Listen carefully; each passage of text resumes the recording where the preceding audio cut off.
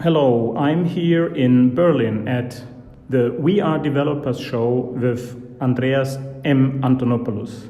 Andreas, welcome to Berlin. Thank you so much. You heard that probably several times today from a lot of people. Yes. And I was happy to see you on stage this morning, and you had an incredible speech. You made a lot of very good points. You got also very deep into it and also emotionally deep into it. I like that very much. Yes. And I want to ask you as the last question about this new hashtag, which is KYB.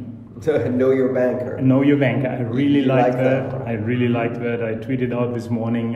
It's not the first time I've said it. Okay, it's the first time I recognized it. Yes, and I really like it. I really like it. I hope the community will pick it up and will use it to kind of uncover what the bankers are doing in the world, because if you really look behind the curtain, Yes. it's a whole different world.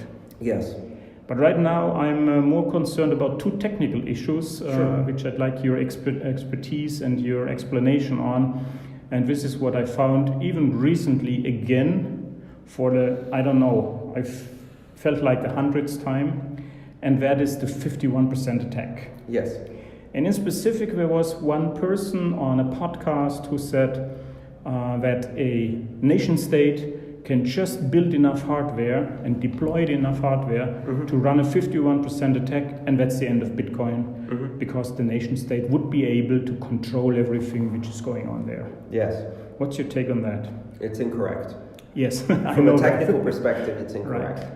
Right. And so let's break down that claim and look at the assumptions that go into it. The first one is a nation state would be able to buy sufficient hardware in order to create a 51% attack. Well, first of all, they would not be able to buy this hardware. And the reason they would not be able to buy this hardware is because the number of manufacturers that make this hardware and use this hardware is well known. And they already are selling all of the hardware they can produce at a rate that is very, very high. A big buyer coming into the market would have very strong impact on the market pricing of that hardware. You cannot do that unnoticed. So entering that market secretly is not possible. You can't. In fact, buying the hardware at the current rate, they would have to continue buying for more than a year all of the supply of hardware coming out of all of the manufacturers of hardware just to be able to reach that magical 51%. Because the existing installed base is more than the annual production of that hardware, significantly more, probably 4 or 5 times more than the annual production of hardware. So, first part of the assumption, they can buy the hardware they can. May I interject here? There is some nation states like Germany, they have chip manufacturers. Great. Chip So production, that's exactly what I was going next. Infineon and so so let's give the benefit of the doubt and Right. change that sentence a bit and say, well, they can manufacture it instead of buying it. Again, there are fundamental problems with that. The chip manufacturing facilities that exist in the world are fairly well known. They're limited in scope. At the moment, Bitcoin mining hardware is being manufactured between 16 nanometers and 12 nanometers, which is the cutting edge silicon manufacture, because it's a very competitive, very profitable industry. So the only people who have 16 nanometers, and you have to buy at that level. If you buy at a level that's less performant than the cutting edge, then you would need, or if you manufacture at a level that's less performant than the cutting edge, the power efficiency of these devices would be so low that you need to buy several orders of magnitude more in order to achieve this 51% attack. So let's therefore assume that you would have to buy at the cutting edge of the silicon equipment. Well, there aren't that many manufacturing facilities. And those manufacturing facilities are already producing at full capacity, and they're producing primarily chips for the graphical processing units, for the neural network processing units of artificial intelligence systems, and for the very high-end supercomputers. There aren't that many in the world. They're already producing capacity. You cannot secretly start buying capacity at these factories, which leads us to theory number 3. They build new secret factories. We're talking about an investment that is easily in the billions of dollars. probably at this point we're talking about tens of billions of dollars.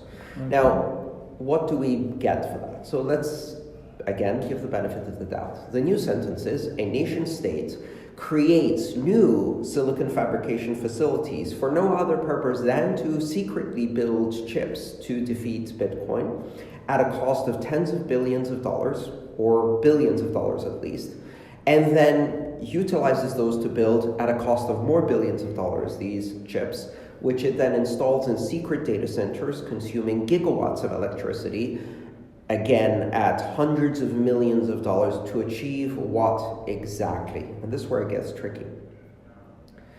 The second part of the sentence you said was they achieve a 51% attack and then it's all over and they gain control of Bitcoin. Right. That is not true. They do not.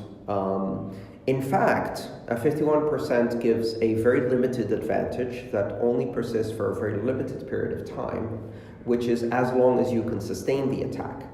And that attack comes at an enormous cost. Now, let's juxtapose the two sides of this battle. It's a battle that will get played out. One side controls 51%. The other side controls 49%. The advantage of one side over the other is only 2%. Right? During this period of battle, however, here's what happens. The miners who are mining honestly are getting rewarded in terms of transaction fees and Bitcoin reward for that honest mining. The miners who are mining dishonestly as part of an attack are either not including transactions, or they're disrupting the supply of Bitcoin, and therefore they're not getting rewarded for this, which means that one side is paying for its electricity with the Bitcoin that it's mining, and the other side has to pay for the electricity with nation-state money that comes from another source. Mm-hmm. So sustaining this attack is an asymmetric battle, where one side can do it profitably and the other side has to make losses. These losses are substantial. We're talking about 2,000 to 3,000 Bitcoin per day, right? On fees. Because they do get this Coinbase, because they do build the blocks, right? Well, if they did get the Coinbase, they would get the Coinbase just under half the time. Right. Yes, and where would they sell those Bitcoin? Because quite honestly, if you're doing a nation-state attack against adversaries and you're mining empty blocks from an unknown source of hardware that doesn't identify itself on a network that's clearly under attack and is having its transactions censored, I would assume that pretty much every exchange on the planet would be like, we're not selling those Bitcoin. And you can clearly identify which Bitcoin these are. You can't sell them for the first 100 blocks. And most buyers would be reluctant to buy them, because if they buy them and this side wins, they're worthless. So why would I pay for them? What that does is almost immediately cause a bifurcation of the Bitcoin network into two. One side which continues to function with economic activity, and the other one which is mining for no purpose, because there are no transactions or economic activity in the blocks, and because nobody's accepting the Bitcoins that are being produced as reward, because they have a very suspicious origin that is likely to result in a catastrophic collapse. Now this organization is now spending millions of dollars to do this attack. To what end? What have they achieved? The most likely effect that will happen is that the Bitcoin network will fork into two alternatives. One that persists with the traditional system, where miners are honestly mining. And they can do this fairly effectively by boycotting certain block characteristics, or simply by introducing an emergency rule that says if you mine a block without transactions, then we don't accept that block, right? Which would cause no damage to those mining honestly and would make the other chain basically invalid. At this point, the nation state has spent billions of dollars for the factory, billions of dollars for the chips, billions of dollars for electricity, and gained nothing. Right.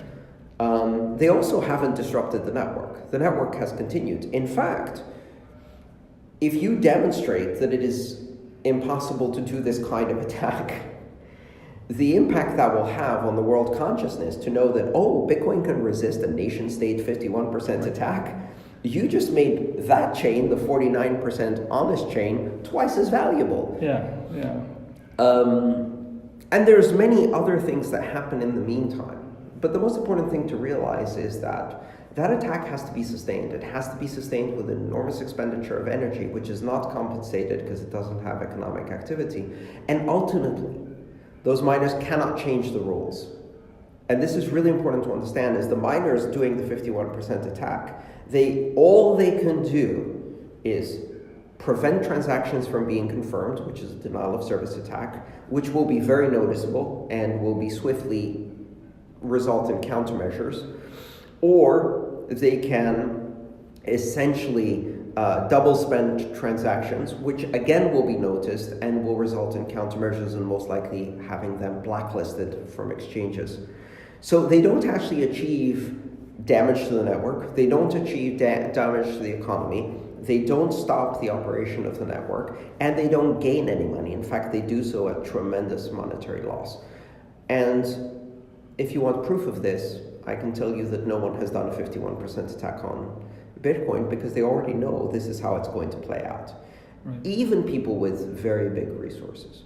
There's much easier ways to attack the technical infrastructure of Bitcoin. You can introduce vulnerabilities into the software. You could attack vulnerabilities that you find through nefarious means. But again, most of these means of attacking the technical infrastructure, which are a lot cheaper, like NSA hacking or things like Stuxnet, like the attack that was done on Iran to shut down their centrifuges, which was an intelligence agency hacking black operation. You could do that against Bitcoin, and it would succeed temporarily. Right. And then we fix the vulnerabilities, and then you have to find others, and it gets more and more difficult. And in fact, every round of attack that results in improvements to the network to stop the attack makes the system stronger, so it builds immunity to future attacks. That's exactly how the internet has become more and more resilient to widespread attacks. So an attacker in that situation would be shutting down portions of the network for a limited period of time. You could shut down some of the network some of the time, but not all of the network all of the time. And every time you do so and you fail, you again prove the value of the system that is able to resist such an attack. And you teach your adversary what their weaknesses are so they can fix them. You're also making a very important political statement in there. So it's a lot harder than people think. In fact, the best way to attack this system is to introduce a series of obscure taxation requirements that create an enormous accounting burden, such as, for example, requiring a capital gains calculation on every sale and purchase using cryptocurrency for any amount, so that people who are subject to that tax jurisdiction, let's say the United States, do not use it much for retail transactions, because doing capital gains accounting on every cup of coffee is a huge burden. Mm-hmm. Oh wait, they already did that, and that was brilliant. And that actually caused damage to the development of Bitcoin as a retail solution in the United States. But that backfired too, because you can take your country out of Bitcoin, but you can't take Bitcoin out of your country. Mm-hmm. So retail use in the United States stopped happening. The companies that were benefiting and developing technology around retail use moved to other countries where they don't have those problems, and to online goods, even illegal online goods where the risk is worth it. And the US lost a lot of tax revenue, but it also lost the advantage of technology innovation. Right. And did it achieve in eradicating Bitcoin within its borders? No. Everybody just switched to other uses of Bitcoin, like store value investment. Right. This is a tricky thing. It's like trying to squeeze water, right? Right. It just comes out in a different place, or squeeze a balloon. So what you're basically saying is anybody thinking about any kind of attack must be aware of the potential strengthening the system and must be aware that he never can succeed. And the reason for that is the fundamental security architecture of the system, which is decentralization. When you're attacking something that is decentralized, its response is like biologically decentralized systems, like the immune system of the body. If you fail to kill the entire system immediately, right, it will mutate to resist that type of infection. And as soon as you try to infect it, it will start fighting back immediately. And any part that survives contains within it the mutation that protects it right. against future infection. And, if you survive the flu, you become a bit more resistant. If you survive smallpox, you become a bit more resistant. Any part of the system that survives contains the blueprint for everybody else to survive. So is Bitcoin kind of an evolving system which you can compare to the human?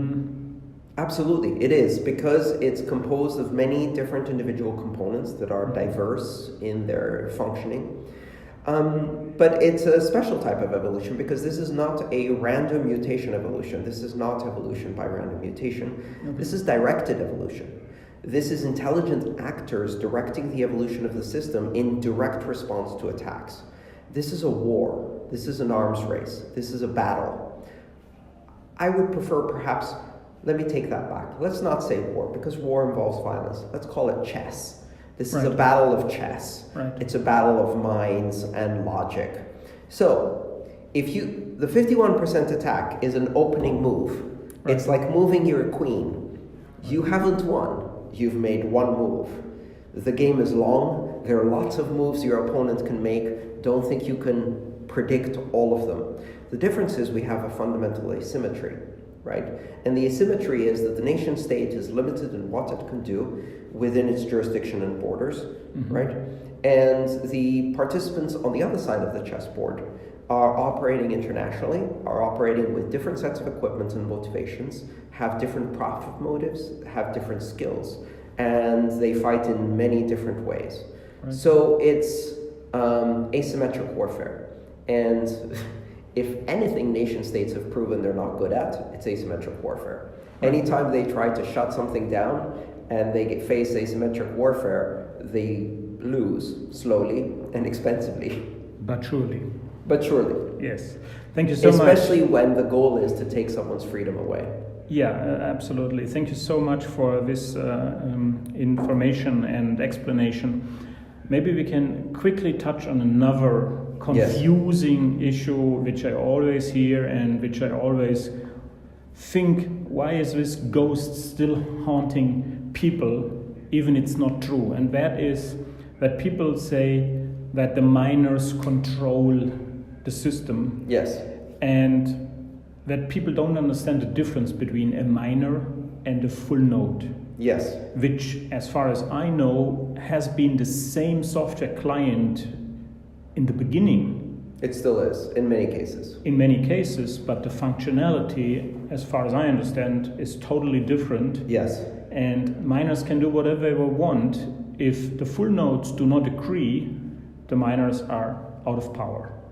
So I think there's two reasons for this confusion. The reason is because the emphasis on security is primarily on miners.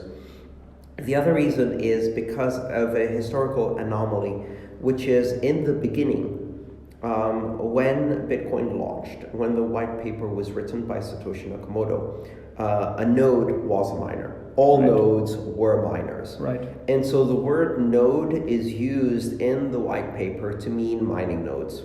Every node participated in mining because mining was done on plain CPU. What happened, which was not anticipated by Satoshi, was the system was successful. So successful that it was profitable to mine, so profitable that people invested in specialized hardware, so profitable that that specialized hardware became an arms race of performance that led to GPU mining, mining through graphical coprocessors for much accelerated results, and then FPGA, field programmable gate array mining, which is semi-specialized hardware, and then finally absolutely specialized hardware called application-specific integrated circuits, or ASICs, which then further specialized until now they're at the cutting edge of silicon manufacture, as we mentioned in the previous answer, 16 to 12 nanometers, and moving as fast as Moore's law allows. That progression changed the game completely. Is it correct to say that these ASIC miners are basically only can function one? Yes. That's what the application specific means. Okay, so you can't use it for anything else except performing this one calculation billions and billions of times. Yes, trillions, in fact. Trillions of times. Nowadays, the miners that are at the cutting edge, we're talking about 15 trillion hashes per second on average. And the hash is just a calculation of a mathematical formula, the hash formula. Yes, and always the same formula. It's always the same formula, and that formula is no longer done in memory or CPU.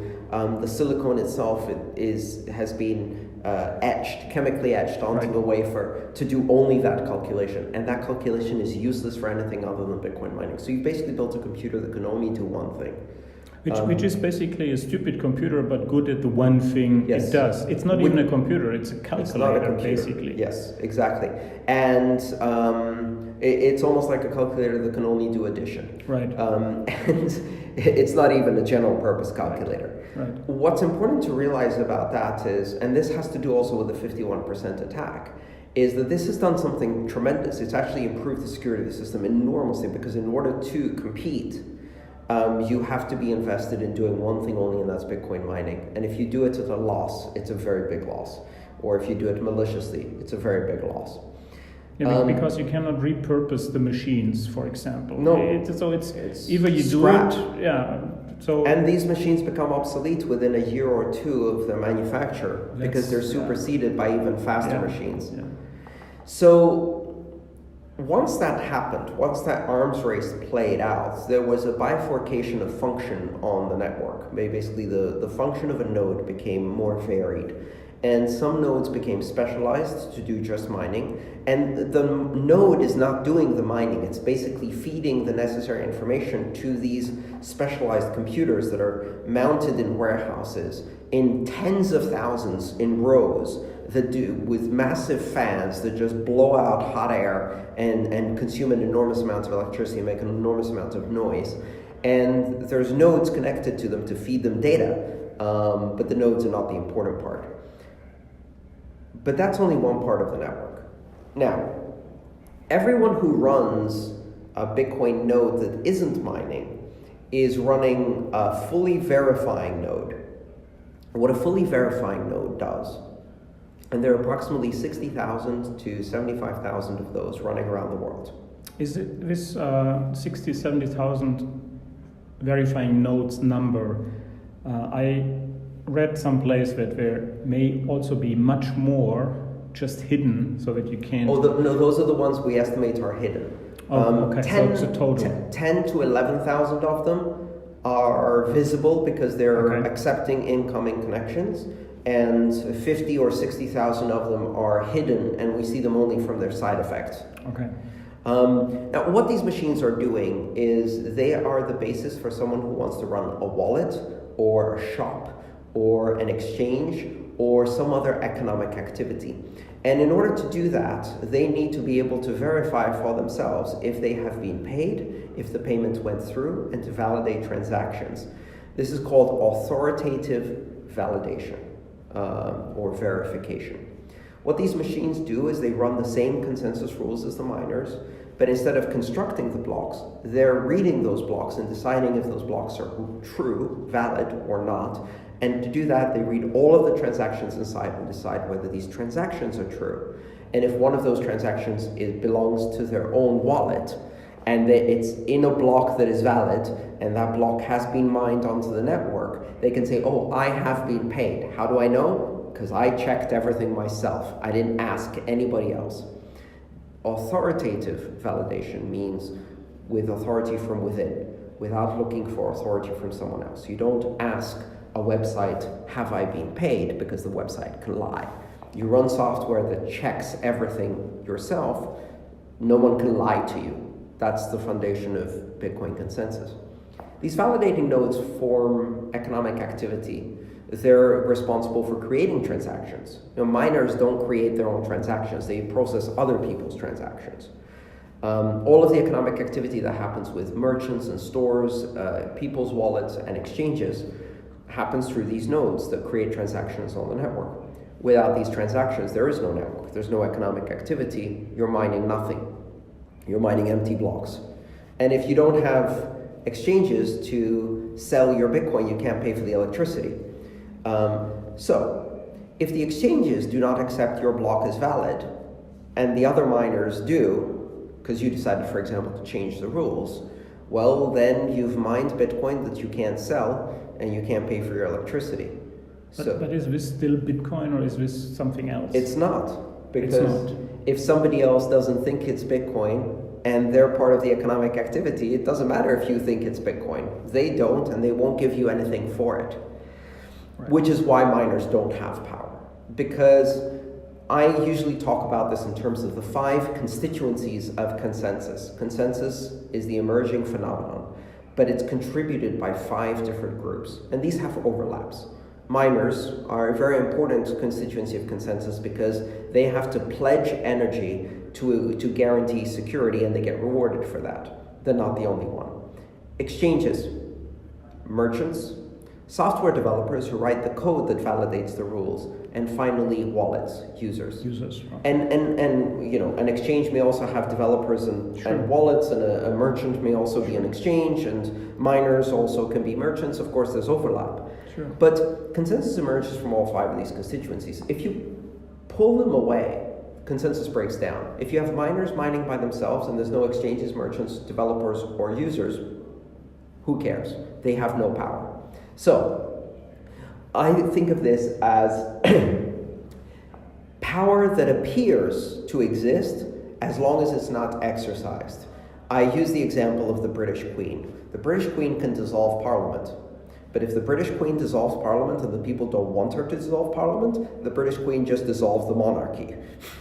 Right. You know, as happened in France. Right. Right? The British Queen can only have the power to dissolve Parliament if the people also want the Parliament dissolved, and she's acting in their benefit, clearly, with full support from the entire community of consensus. If she acts outside of the consensus of the governed, she loses the illusion of power that she has because she will immediately be opposed.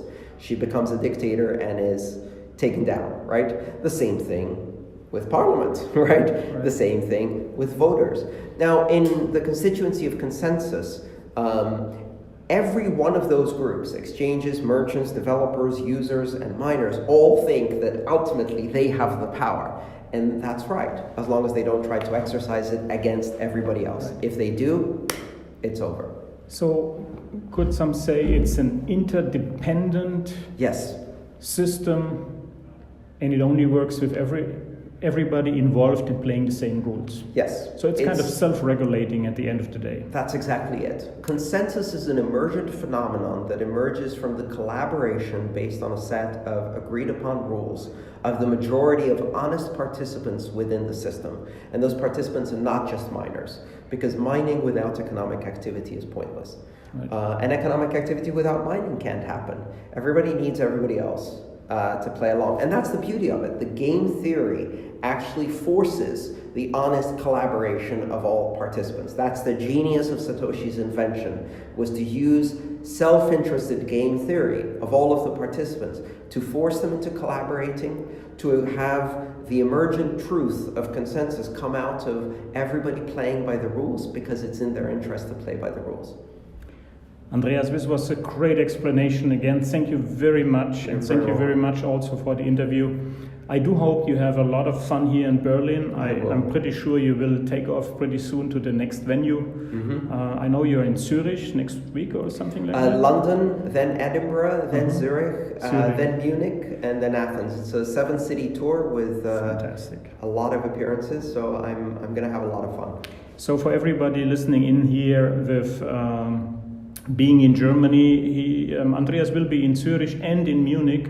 So I highly can recommend joining these venues because it has it's a lot of fun to talk to him, listen to him, and meet him in person. I really appreciated that. I only knew your speeches from YouTube, but this time I'm even more connected to the passion you have for Bitcoin. Thank you very much for that. I really appreciate it. Thank you. I mean, one of the reasons that I can do community events like this with either a free ticket or very low cost where everybody can attend, and building community is really important to me.